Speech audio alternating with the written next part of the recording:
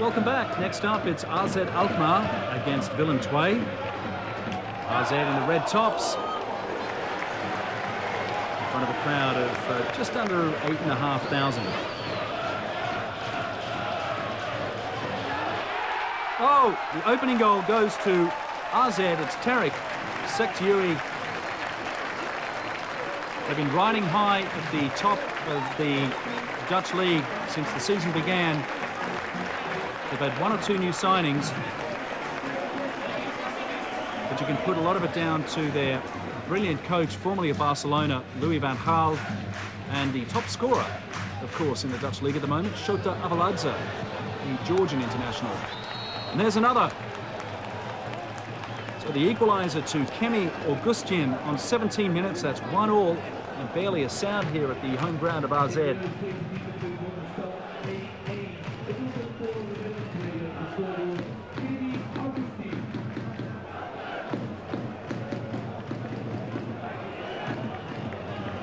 Augustian follows up on Sektiuri's goal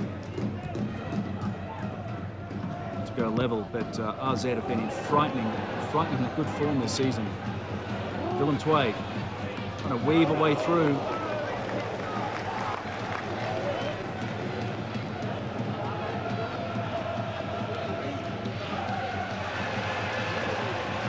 AZ up in the top three at the moment.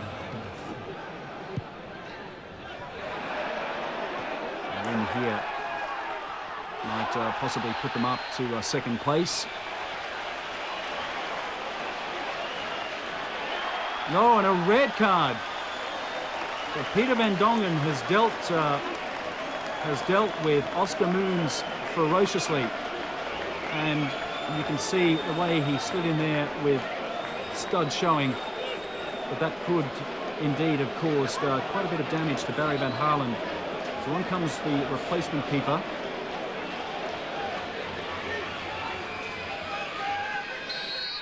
It's Peter Zoyce now in goal for Willem II to face this penalty. Danny Lanzat will take it. Lanzat gets the better of him. I mean, what a horrible thing to have to face as a replacement keeper. To come on and immediately face a penalty.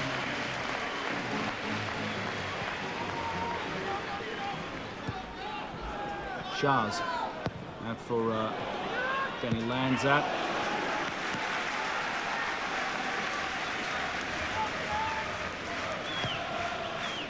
Shota Avaladze trying once again to get amongst the goals, as he has done almost every week. And that's an absolute hammer of a shot from Kenneth Perez.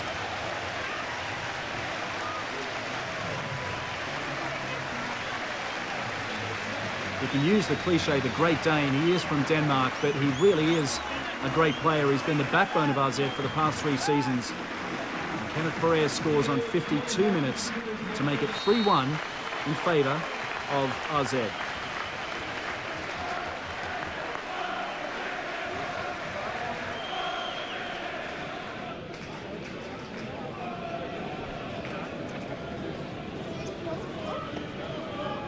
Oh, and completely upending him. All sorts of crashing and stomping going on there.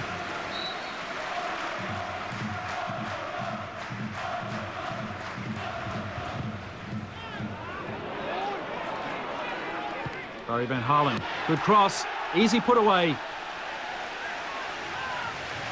Martin Meerdank makes the most of that on 84 minutes, and everything going AZ's way here.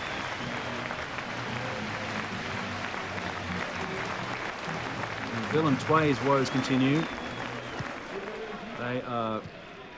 This could, in fact, push them down into the relegation zone. And there's another, just to rub salt in.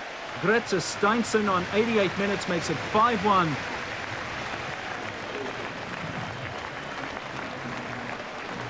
And this really is turning into something special for AZ. 5-1 the score.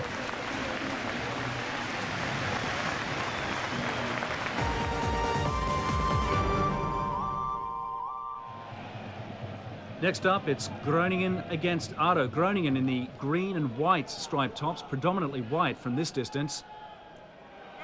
And we're playing at home here in the far north of Holland, the home ground of Groningen. And Groningen it is. We get the first goal. Danny Boyce scores on 13 minutes. Doris de Vries looking just a little shell-shocked there, the ADO goalkeeper.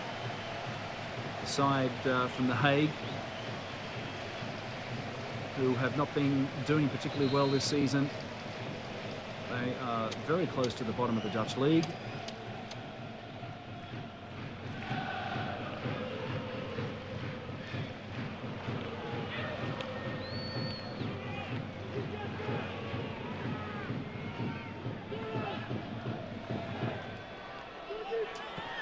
Oh, lovely turn. That was very nearly an unbelievably cheeky goal.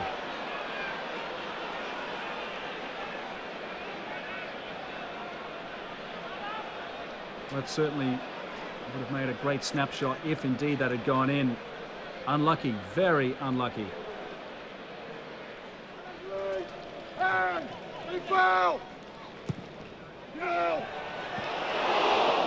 No one there, no takers. There's still just the one goal separating these two sides, and one of the Groningen players sandwiched. And really, they should have let him through. Bjorn Kupers, the referee, certainly thought so.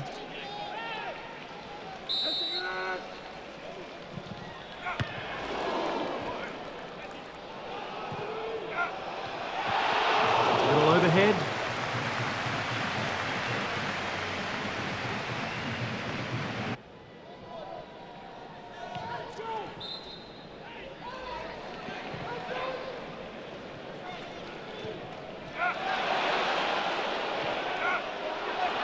All the way over for an easy tap in. And Danny Boyce will get his second on 44 minutes.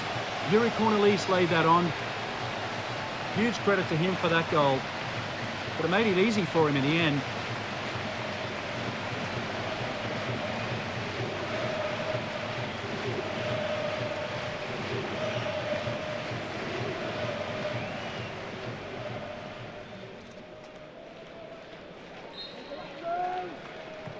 Second half.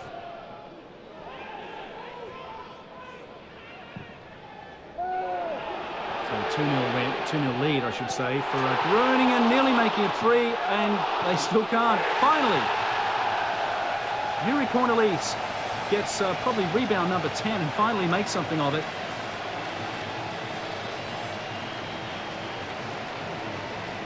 Yuri Cornelis scores on 48 minutes to make it 3-0. And a win here for Groningen will make it 9 wins in a row against ADO. Going back quite a few seasons, that is.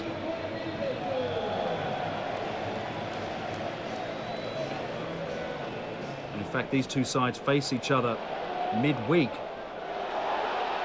in the Dutch Cup. So good practice for both of them.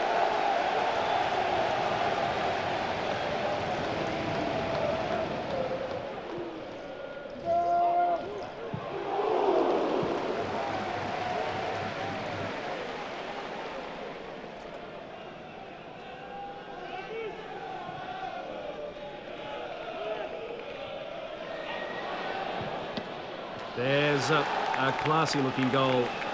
Edwin de Graaf, it really looked there that Groningen had gone to sleep, which they shouldn't at this stage of the match. That goal only on 66 minutes. Plenty of football left here. He just managed to gain some good territory with that one touch and then the shot. So 3-1 thanks to Edwin de Graaf. Cheeky attempted lob at the keeper. It was never going in though. Doris de Vries gets things underway again, but there's the final whistle. And a 3-1 win for Groningen.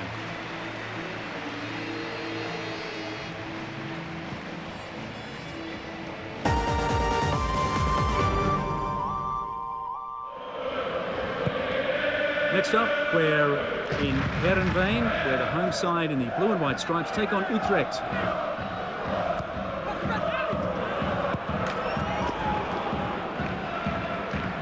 Heerenveen, one of the best supported clubs in Holland. The main stadium here holds 20,000, and there's just over 20,000 for this match. That's from a town with a population of just 30,000, so not a bad attendance rate. Straight back for Frank Grandel, the French keeper of Utrecht.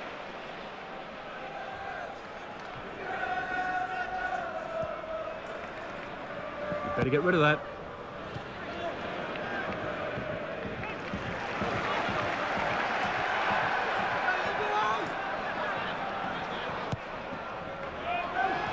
Bad-looking cross. A bit of shirt pulling going on there. A difficult bounce for Grandel, but nothing he can't handle. Some of the local Frisians, that's what the people in this part of Holland are called, very independent-minded people. Oh, a deflection there has helped Dave Vandenberg score. Definitely a strong deflection.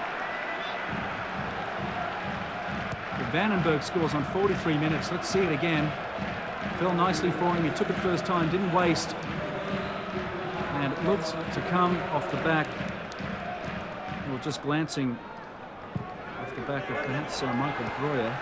Now in the second half. So 1-0 to Utrecht at the moment. Oh, and that's a ball, really, that Grandel should have held.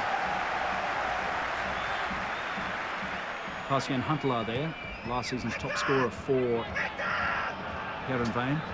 Also one of the youngest members of the side.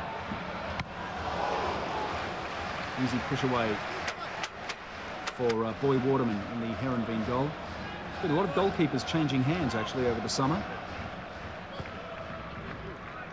Unusual amount for any football league, and straight to Grandel, who was also new.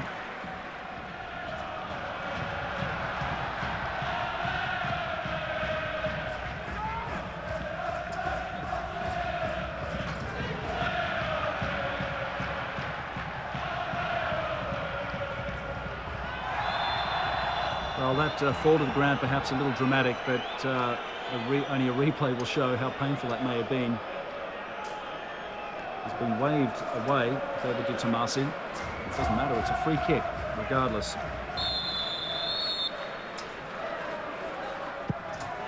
Well, that's dipped down well, but well read in turn by Frank Grandel.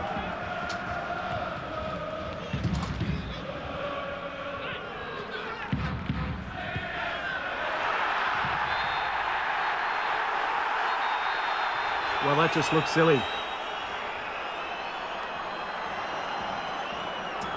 So claims of offside. In fact, the flag was up.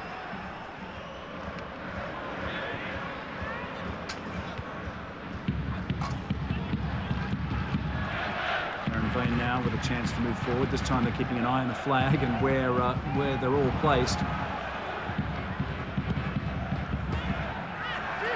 Bad-looking ball.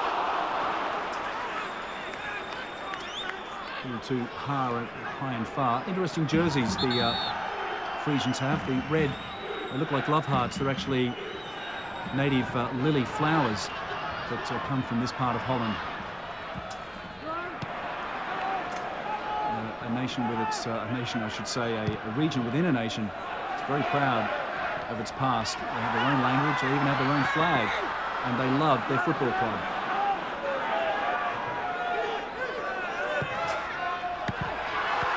Well, Grandel can't stop the second attempt. And Niklas Karavayi scores on, well, look at that, it's 93 minutes. They held on for so long. Utrecht thought that 3 points was in the bag, and instead they will probably share the points tonight.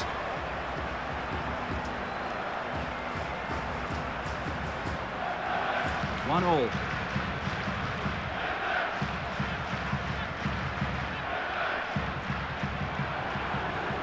There's one frustrated keeper and a 1-1 draw. There's the table after round 9. PSV on top with 22 points, but it's close at the top. AZ with 21, Feyenoord with 21, then RKC, Ajax, NAC, Vitesse, Groningen and Rode AC in 9th with 12 points. And Moving to the bottom half, it's FC Twente with 11, followed by Utrecht, Heerenveen, NEC, Sparta, Heracles, ADO, Willem II, and RBC rock bottom with just 2 points. And not forgetting the top scorers so far after round 9.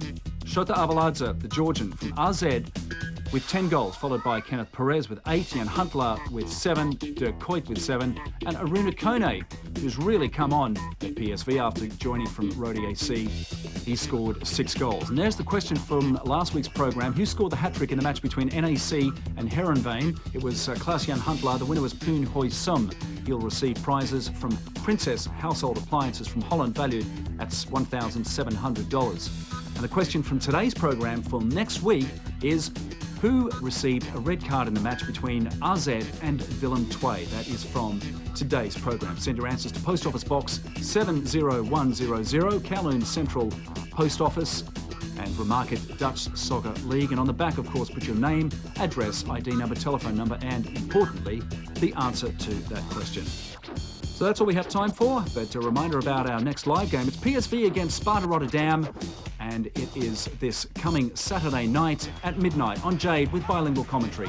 Thanks for joining us. See you again.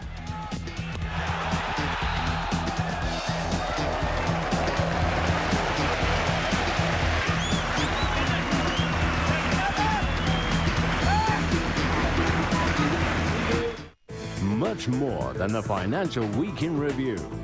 Host Maria Bartiromo gets inside the best minds in the business